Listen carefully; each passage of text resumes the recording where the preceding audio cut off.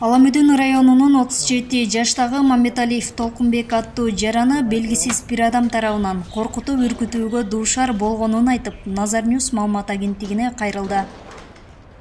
Мен Мамбеталиев Толкунбек Исраилович. Мен өзүм Бишкек шаарынын четинде Лебединовка айыл өкмөтүнүн биримдик Новостройкада 20-сында жашайм. Жана ошол жерде участкам үйүнүн алдында ошо замена масла иштетем, май сатып. Анан ошол жерде биздин кичинекей жолубуз бар, эл өтүп турсун деп кичинекей жол кылып койгон болчук. Анан ошол жолдун жанына 03-06-2020 саат 5 чамасында таанып алган бир киши келип машинасын токтотуп койду. Мен аялым ошол моментте как раз үйгө жөнөп баштаган болчу. Биз Кадыр байке коңшум экөөбүз отурганбыз. Анан Кадыр байке айтты, тиги машинаны алдырып кой деп. Тиги өтө албай калат го аялың деп. Анан мен барып, аялым атым менен балдар менен бардык. Кичинекей коляскадагы балам менен аялым колясканы сүрүп алган болчу. Мен кызымды жетелеп алып. Анан мен барып айттым, байке алдыңга жылып коесузбу десем, ал алдыга жылган жок, артка жылды да отуруп алды, телефон менен сүйлөшүп аткан экен. Анан унчукпадым.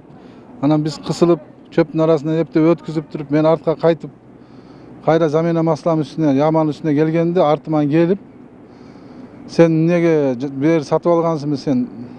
Сен эмнеге жана кана бу жерге разрешениең, патентиң барбы замена маслаңа? Разрешениең барбы?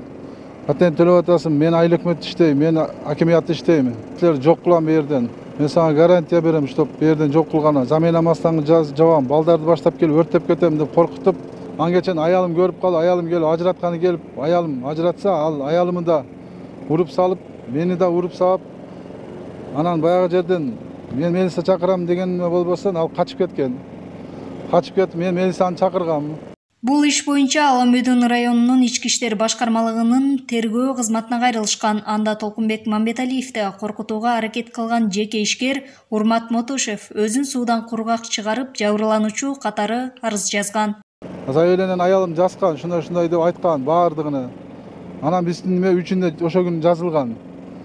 Анан биздин жанагыны карабастан булар 9-ында бул биздин үстүбүздөн заявление жазып, мени урду деп, жалган жаап, 4 түшүмү сындырып салды деп, мени үстүмө заявление жазып, мени тиги Аламинский роодуга жазып, мени алар чакырып, давление кылып мени үстүмөн. Жана кылышып атат. Бир жактуу карашып атат. Биз жазган тергөөчү исти кыскартырып, бизге жанагы чакырган деле жок бир жолу бизди роодуга. Звонить эткен деле жок. Эмне болду силер? Эмне кылдыңар? Жана кылдыңарбы деп. Ошо бойдон өзү билемдик кылып, өзү ишти жаап салыптыр. Мен анга чалсам, 3 жолу роодуга келдим. 3 жолу келгенде да таппадым. 2 жолу чалдым. Анда да алган жок трубкасын. Мындан улам жабырлануучу Мамбеталиевдин үй бүлөсүнө коркунуч жаралууда.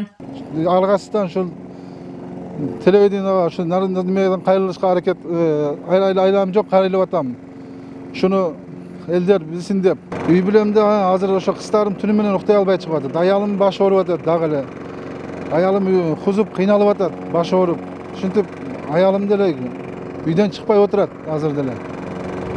Ошентип кыйналып атабыз, биз семейный элечи, бизди мучить этип атат. Азыркы учурда иш тергөөдө каралып жатат. Таразанын ташы кайсы тарапка оору белгисиз.